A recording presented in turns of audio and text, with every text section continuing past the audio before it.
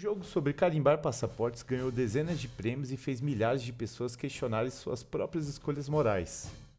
Anos depois, o mesmo desenvolvedor lançaria um jogo onde praticamente não existe combate, não existe tutorial e nem objetivos claros, mas que é considerado um dos melhores jogos de investigação da história. Tudo isso foi criado praticamente por uma única pessoa. Esse é Lucas Pope. Você certamente já ouviu falar sobre Papers, Please, mas deve estar se perguntando quem é Lucas Pope.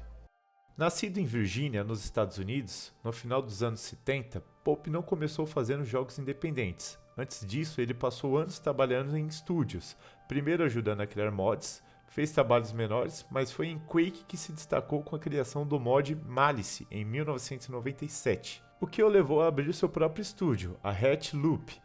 Após algumas tentativas frustradas e problemas com a distribuição dos jogos, a empresa não chegou a emplacar de fato. Pope logo se juntou a outro estúdio, chamado Real Time Associates, onde trabalhou principalmente como programador a partir de 2003.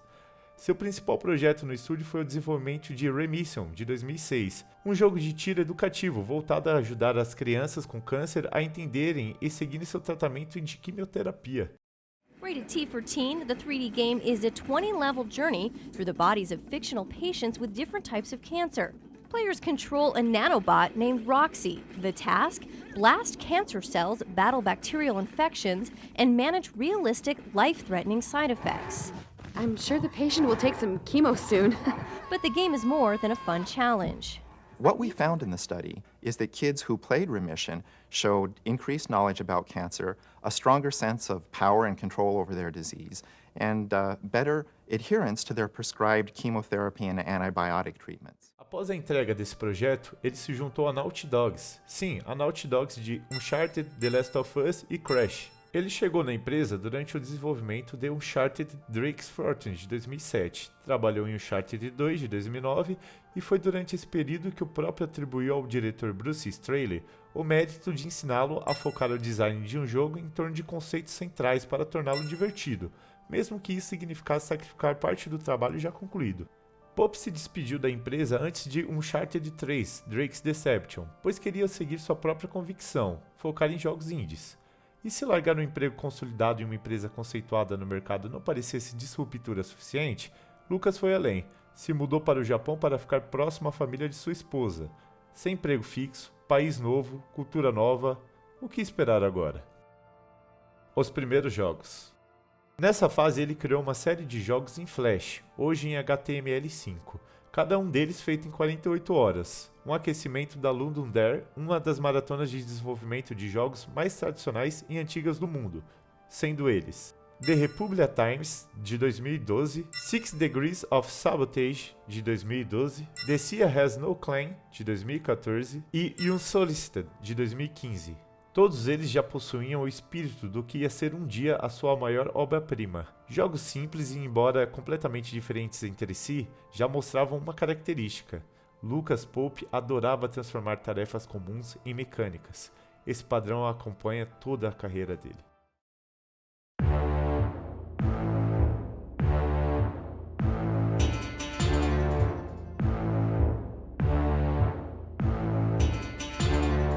Como alguém consegue transformar um emprego burocrático em um dos jogos mais tensos já feitos? Mesmo quem nunca viajou de avião consegue imaginar o quanto uma imigração pode ser burocrática, principalmente se for para outro país. Toda vez ter que entregar documentos, passar por revista, raio-x, só de pensar já cansa. Ninguém consegue se divertir com isso. Será? Não foi o que Pope pensou.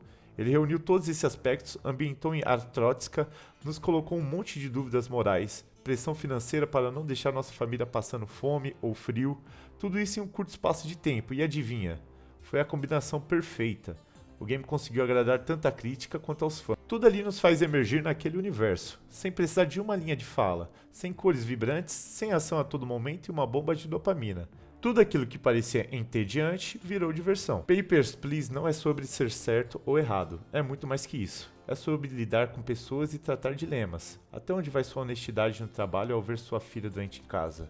Negar a entrada de uma pessoa inocente não deveria doer tanto quanto na fronteira de Arstrótica, não é?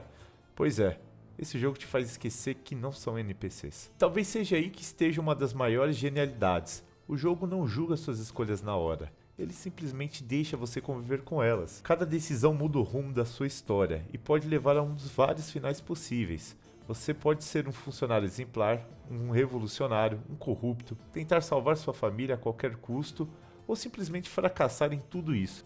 Não existe um caminho perfeito, porque em Ars Toxica, toda escolha cobra um preço. Como o Lucas Pope pensa? Nessa altura você já deve ter percebido que a chave é fazer jogos simples, mas não é o caso aqui. Todos nós já olhamos um jogador profissional e pensamos, isso não parece ser tão difícil assim. Ou, na minha cabeça, eu consigo vencer ele. E quando foi praticar, percebeu que na verdade não estamos nem perto de um profissional. E isso tem uma explicação. Os gênios fazem coisas difíceis parecerem fáceis. E essa lógica se aplica aos jogos de Lucas.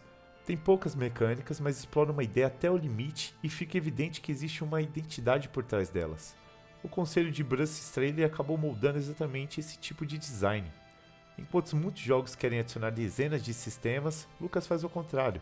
Ele pega uma mecânica e pergunta: quanto consigo extrair disso? Essa é praticamente sua assinatura. O reconhecimento pelo seu trabalho veio quase imediatamente, ganhou dezenas de prêmios e menções da crítica internacional. Mas tudo isso é opinião da crítica. E se você, assim como eu, não leva muito isso em consideração, é só ver o que acham os próprios players. Return of the Obra Dinn. Depois de criar um jogo sobre imigração, qual seria o próximo passo? Um jogo sobre investigar 60 mortes. Assim como todos os seus outros jogos, esse foi feito inteiramente por ele com a ajuda de sua esposa. Levou anos para desenvolver toda a obra e começou tudo do zero. Quem jogou videogame nos anos 90 ou começo dos anos 2000, provavelmente se lembra o quanto os games confiavam muito mais na capacidade de observação do jogador e eram difíceis, enquanto hoje parecem brincadeira. De tanto auxílio, alguns praticamente jogam sozinho por você. Pope em 2018 trouxe Return of the Obra Dinn, um jogo puramente investigativo, sem setas de auxílio, sem dicas flutuantes, sem atalhos, apenas a mais pura confiança da sua própria habilidade mental. O jogo não quer que você simplesmente descubra quem matou quem. Ele quer que você prove que descobriu isso. Essa é a essência. Os gráficos são um espetáculo à parte, sem o realismo que muitos procuram. Estilo 1-bit, monocromático que agradam e dão todo o clima que a obra necessita. É o vazio e o mistério na dose certa. Não à toa foi um sucesso também. O impacto na indústria. Lembra que falei que ele fez um jogo onde um trabalho comum vira mecânica? Hoje existe um gênero inteiro chamado de Job Simulator Narratives, ou em português, simuladores de emprego. Papers, Please pode não ter criado, mas ajudou a popularizar o tema.